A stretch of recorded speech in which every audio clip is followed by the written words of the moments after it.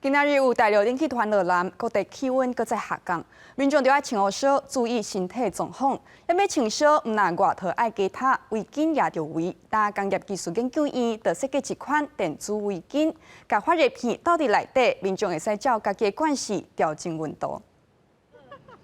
这几个礼拜天气变来变去，16号气温搁再下降，就算穿外套、啉烧咖啡，嘛是感觉足冷的。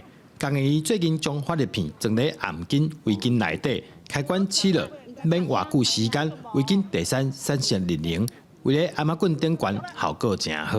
一般的围巾，我围起来可能要在5分钟到10分钟，我才会有暖和的感觉。可是这一条围巾我一戴上去，3秒钟我就觉得我的颈部是发热的。我前几天去赏雪的时候，然后戴这个围巾以后，就整个暖和和的。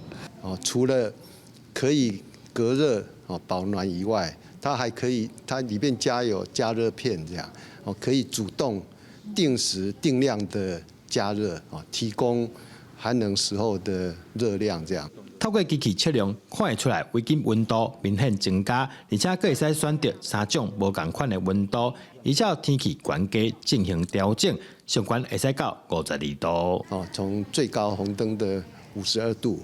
46度、41度这样，有分段的这个设计，那可以用4到6个小时。